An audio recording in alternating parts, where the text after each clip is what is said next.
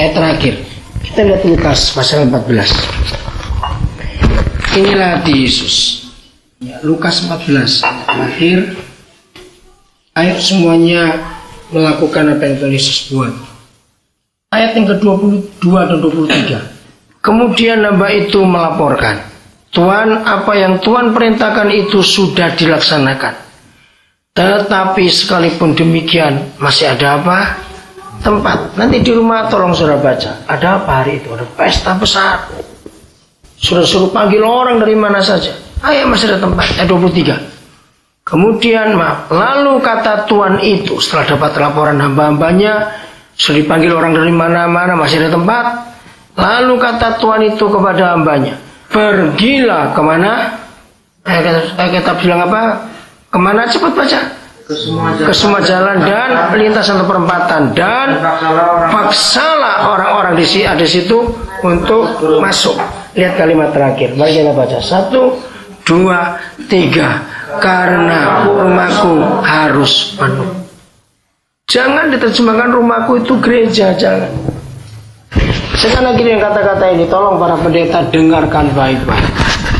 Sejak tahun 90-an pertengahan dan klimaksnya tahun 2003-2005, ketika gereja mencanangkan transformasi, saudara kita panen. Saudara, di semua gereja hanya menyiapkan penuai. Kita panen besar, kita tuai. Itu sebuah kejahatan, saudara. Kenapa? Bagaimana kita bilang menyiapkan penuai kalau nggak pernah menyiapkan penaburnya? Kita hanya taunya menuai, mari kita menuai, siapkan penuai. Tapi penaburnya mana? Coba jawab, ya atau tidak? Betapa jahatnya kita hanya menyiapkan penuai tapi nggak ada penabur. Dan kalau toh sudah punya penabur, jangan bangga dulu. Lahannya digarap. Jadi ada penabur, harus ada lahan. Ini duluan, baru penuh. Nggak ada gereja sadarkan hal ini. Rumahku harus penuh. Bukan kegiatan gereja, rumah Tuhan gereja. Tidak tahukah kamu, tubuhmu adalah rumah Roh Kudus. Jadi mulai hari ini belajarlah memberi tumpangan. Cuma berapa jam kami jalan turun dari Kaliurang ke Jogja. Ada siapa yang Tuhan serahkan kepada sang Koseurus? Ada 3 anak yang nggak tahu siapa orang tuanya. Jadi selama perjalanan itu 3 orang. Ayo kita ngurus orang, sudah ngurus saudara Yesus Malingina itu. Udah, jangan sibuk yang lain. Ya, Bevelan sudah, jangan sibuk yang lain. Cari orang yang kita mau bawa pulang ke rumah. Masukkan dalam hati. Memberi tumpangan ada 2. 1 di rumah. Bagi yang nggak punya rumah, tidak ada alasan untuk nggak beri tumpangan. Kenapa? Sebab kita punya rumah hati. Tahu kata rumah hati? Di mana itu? Di mana rumah hati itu? Ya di hati, betul. Rumah fisik itu tergantung besar kecilnya, kapasitasnya.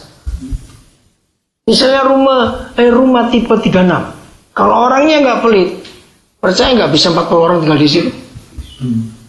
Coba bisa tidak? Bisa. 50 orang bisa tidur berdiri. Loh, rumah tipe 36 dan 40 orang gimana? Itu tidur berdiri dong. Tapi rumah hati unlimited. Yes. Saya percaya di rumah hati kita bisa nampung 2 juta orang. Ya. Betul tidak? 3 juta? Bisa. 4 juta? Bisa. Ini itu ayatnya. Karena rumahku harus penuh. Tuhan maunya begitu. Dunia ini lagi cari rumah. Mau pulang, orang gak bisa pulang. Kalimat terakhir, renungkan ini, saudara. Memberi tumpangan di rumah fisik, kita bisa pura-pura. Kalau kita terima tamu 2 hari, kotornya, kencing gak pernah nyiram bersih. Yang punya rumah harus bersihin terus. Makan meja kotor semua. Aduh.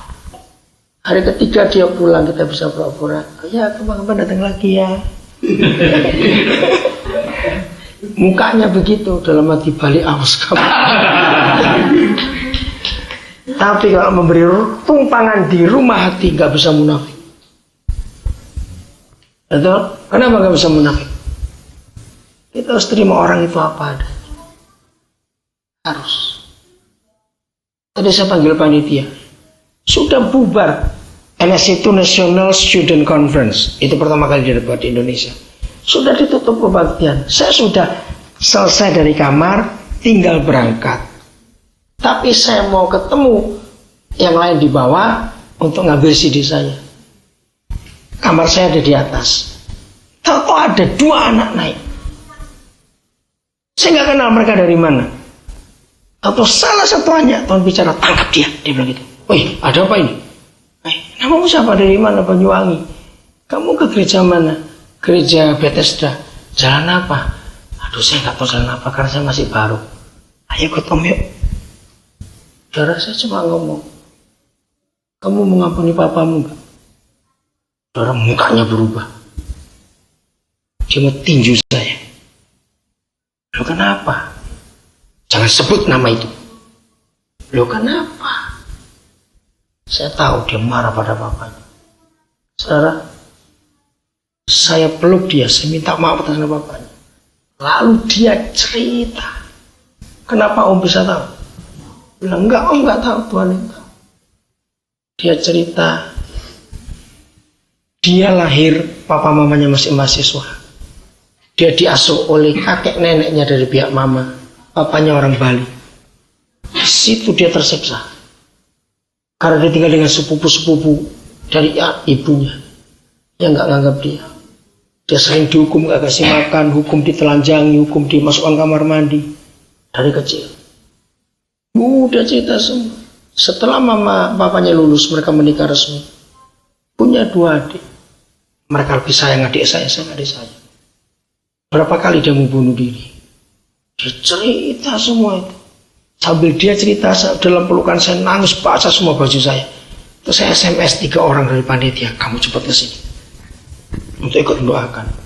Dan saya bilang, lain kali kalau buat acara, jangan pernah hanya program hebat-hebat, sentuh bagian dasar itu. Ada begitu banyak orang yang sembuhkan luka hatinya. Mereka dengar waktu anak ini cerita. Salah satu dari mereka ikut menangis.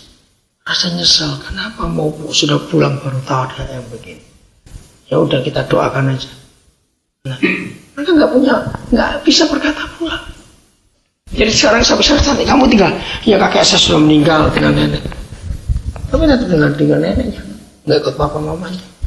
Waktu makan tadi, saya dapat telepon. Ini seorang anak yang baru tahu ibunya itu masih hidup, tapi di Wonosobo. Nah, anaknya sudah lama tinggal di Australia dari 5 SD. Dia tanya saya, papa bisa tolong carikan ibu saya enggak? Saya punya fotonya. Loh, kamu dapat dari mana? Nah, ternyata dia itu anaknya pembantu dari satu keluarga. Waktu dia lahir umur 3 bulan, bapaknya meninggal. Ini kali dia pulang ke Indonesia. Dia cari, kira-kira aku pernah dengar mamaku itu punya teman. Dan ternyata pembantu itu masih hidup. Pembantu itu kasih foto, ini loh ibumu. Sudah bisa bayangkan. Itulah dunia. Ayo kita jadi rumah buat mereka. Jadi rumah buat mereka. Semoga mereka sembuh. Mari kita mengambil.